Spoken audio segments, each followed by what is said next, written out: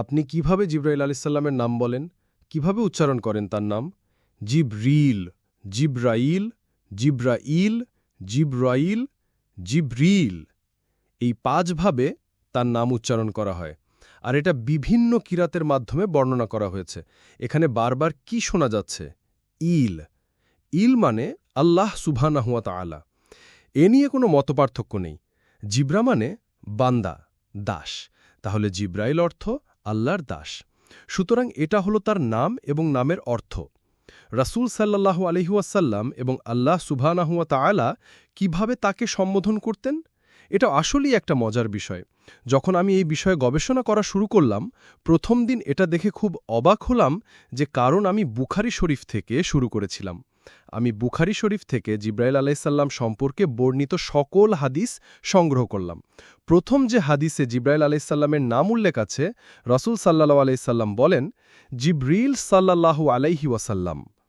আমরা সাধারণত জিবরিলকে আলাইহিস সালাম হিসেবে সম্বোধন করি, যার অর্থ তার ওপর শান্তি বর্ষিত হোক। কিন্তু রাসূল সাল্লাল্লাহু আলাইহি ওয়াসাল্লাম তার উপর সালাওয়াতও পেশ করলেন, সাল্লাল্লাহু আলাইহি ওয়াসাল্লাম বলে। রাসূল সাল্লাল্লাহু আলাইহি ওয়াসাল্লাম এটা করলেন জিব্রাইল আলাইহিস সালামের উচ্চ মর্যাদার কারণে।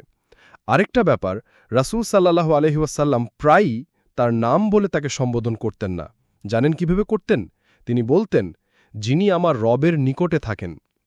আল্লাহ সুবহানাহু ওয়া তাআলা বিভিন্ন উপায়ে তাকে সম্বোধন করতেন। সবগুলো আমার পক্ষে বর্ণনা করা সম্ভব নয়। এটা আরেকটা বিশাল অধ্যয়নের ব্যাপার। ইনশাআল্লাহ ভবিষ্যতে এই বিষয়ে আলোচনা করা যাবে।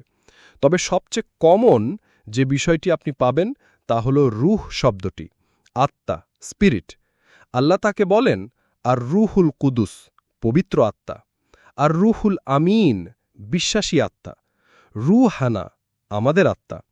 আল্লাহ তাকে আরও ডাকেন আর রসুলুন কারীম, সম্মানিত বার্তাবাহক বলে। সর্বশেষ আরেকটি নাম বলেই আমরা অগ্রসর হব, সময় স্বল্পতার কারণে। এই নামটি আল্লাহ বা রসুল সাল্লাল্লাহু আলাইহি ওয়াসাল্লামের পক্ষ থেকে নয়, বরং ওয়ারাকা ইবনে নাওফেলের কাছ থেকে, যিনি ছিলেন খাদিজা রাদিয়াল্লাহু আনহা এর চাচাতো ভাই। ওয়ারাকা বলেছিলেন, ইনি হলেন আন-নামুস, যাকে মূসা আলাইহিস সালামের কাছে প্রেরণ করা হয়েছিল। জিব্রাইল আলাইহিস সালাম দেখতে কেমন ছিলেন? তিনি দেখতে কেমন ছিলেন? জিব্রাইল আলাইহিস সালাম বিভিন্ন রকম আকৃতি ধারণ করতেন। তিনি মানুষের আকৃতি ধারণ করতেন, আবার কখনো কখনো তিনি ফেরেশতার আকৃতিও ধারণ করতেন, কিন্তু সেটা তার পূর্ণাঙ্গ আকৃতি ছিল না। রাসূল সাল্লাল্লাহু আলাইহি ওয়াসাল্লাম বলেন, আমি জিব্রাইল আলাইহিস সালামকে দেখেছি আর তার ছিল ৬০০ ডানা। রাসূল সাল্লাল্লাহু আলাইহি ওয়াসাল্লাম বলেন, তিনি আল্লাহ প্রদত্ত একটি বিশাল সিংহাসনে উপবিষ্ট হয়ে সম্পূর্ণ দিগন্তকে ঢেকে ফেলতেন। রাসূল সাল্লাল্লাহু আলাইহি ওয়াসাল্লাম আরও বলেন, ওই ৬০০ ডানা শুধু ছড়ানোই থাকত না, তার ডানাগুলো থেকে প্রতিনিয়ত মণিমুক্তা ঝরতে থাকত। আর তার ডানার রং ছিল সবুজ, তার পায়ের পাতার রঙও ছিল সবুজ। ফেরেশতার আকৃতিতে তাকে এমন দেখাত। আর তিনি হলেন অন্য সকল ফেরেশতাদের চেয়ে আলাদা। মনুষ্য আকৃতিতে তাকে কেমন দেখাত? জিবরাইল আলাইহিস সালাম কয়েকজন মানুষের আকৃতি ধারণ করতেন, তাকে বিভিন্ন রকম দেখাত। কিন্তু যখন তিনি রাসূল সাল্লাল্লাহু আলাইহি ওয়াসাল্লামের নিকটে আসতেন, তিনি সুনির্দিষ্ট একটি রূপ নিয়ে আসতেন। রাসূল সাল্লাল্লাহু আলাইহি ওয়াসাল্লাম বলেন, জিবরিল আলাইহিস সালামকে দিহিয়া ইবনে খালিফা আল কালবি রাদিয়াল্লাহু আনহু এর মতো দেখাত। দিহিয়া রাদিয়াল্লাহু আনহুকে বলা হতো বনু কালবের ইউসুফ। ইউসুফ আলাইহিস সালাম সম্পর্কে মহিলারা কি বলেছিল? ইনি একজন সুন্দর ফেরেশতা। তো দিহিয়াকে বলা হতো বনি কালবের ইউসুফ। মহিলারা দিহিয়াকে পছন্দ করত। জিবরিল আলাইহিস সালামের সাথে নবী রাসূলদের সম্পর্ক, আল্লাহ সুবহানাহু ওয়া তাআলা এবং জিবরিল আলাইহিস সালামের সম্পর্ক কেমন? প্রথমত, তিনি হলেন কালিমুল্লাহ মিনাল মালাইকা। ফেরেশতাদের পক্ষ থেকে যার সাথে আল্লাহ কথা বলেন তিনি হলেন জিবরিল। আপনি হয়তো ভাবতে পারেন, আল্লাহ কি সকল ফেরেশতার সাথে কথা বলেন না? উত্তর হল না। মানুষের মাঝ থেকে যেমন নির্দিষ্ট কয়েকজনের সাথে আল্লাহ সরাসরি কথা বলেন, ঠিক তেমনি ফেরেশতাদের মাঝ থেকেও নির্দিষ্ট কয়েকজনের সাথে আল্লাহ সরাসরি কথা বলে থাকেন। আল্লাহ ৪ জন ফেরেশতার সাথে কথা বলে থাকেন। মুকাসসিমাতে আমরা যারা আল্লাহর বিভিন্ন নির্দেশের বাস্তবায়ন ঘটান, এই ৪ জনের সাথে আল্লাহর সরাসরি কথা বলার বর্ণনা পাওয়া যায়। কিন্তু আল্লাহ সবসময় সরাসরি জিবরিল আলাইহিসসাল্লামের সাথে কথা বলে থাকেন। এমন একজন নবীর কাহিনী আপনি পাবেন না যেখানে জিবরিল আলাইহিসসাল্লামের আলোচনা নেই।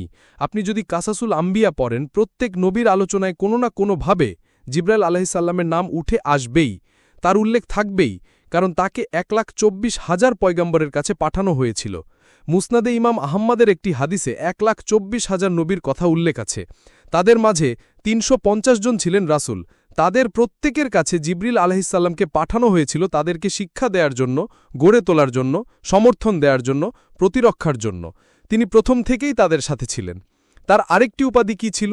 নাসুরুল আম্বিয়া। তিনি ছিলেন নবীদের সাহায্যকারী। জিবরাইল আলাইহিসসালাম ইব্রাহিম আলাইহিসসালামকে শয়তানের প্রতি পাথর ছুঁড়তে বলেছিলেন, আর আমরা সেই ঘটনার স্মরণে শয়তানের প্রতি পাথর নিক্ষেপ করি। সুবহানাল্লাহ! দেখুন সেই ঘটনার কত চমৎকার ঐতিহ্য আমাদের। জিবরাইল আলাইহিসসালাম ইব্রাহিম আলাইহিসসালামকে হজের নিয়ম কানুন শিখিয়েছিলেন।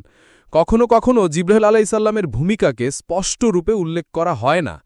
ইউসুফ আলাইহিসসালামের গল্পে কখনো কি জিবরাইল আলাইহিসসালামের উল্লেখ পেয়েছেন?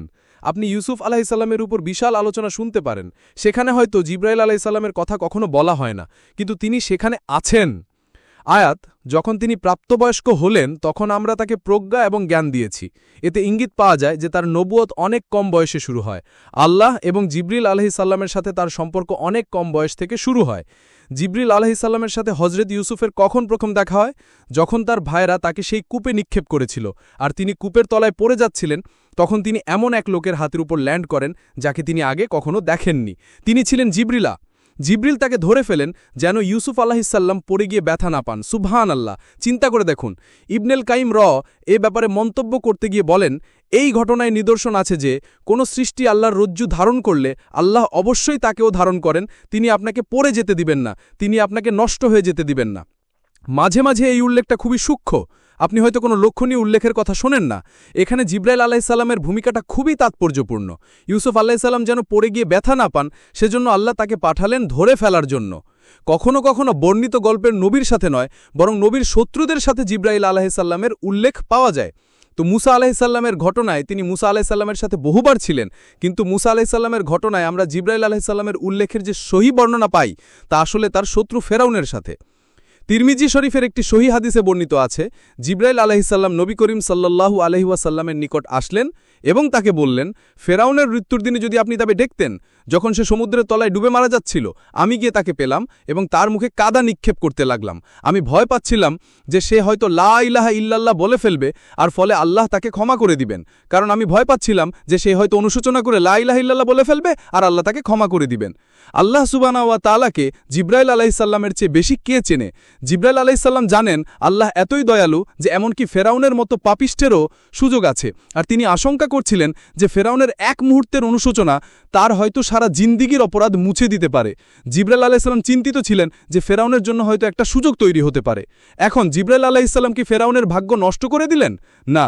এরপর আল্লাহ জিবরাইল আলাইহিসসালামকে বলেন, হে জিবরিল, আমার ইজ্জত এবং গৌরবের কসম, যদি সে আন্তরিকতার সাথে ক্ষমা চাইতো আমি তাকে ক্ষমা করে দিতাম, তার মুখে কাদা নিক্ষেপ কোনো কাজে আসতো না, আমি তবু তাকে ক্ষমা করে দিতাম।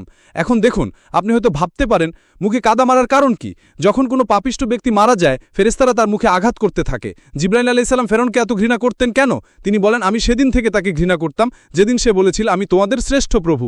হাদিসে আমরা জিবরাইল আলাইহিসসালামের একটা বিষয় দেখতে পাই, মাঝে মাঝে যখন জিবরাইল আলাইহিসসালাম রাসূল সাল্লাল্লাহু আলাইহি সাল্লামের কাছে আসতেন, তিনি বলতেন না আল্লাহ এটা বলেছেন, বরং তিনি বলতেন আল আলা বলেছেন। এতে আল্লাহ সুবহানাল্লাহর প্রতি জিবরাইল আলাইহিসসালামের অপরিসীম শ্রদ্ধার প্রকাশ পায়।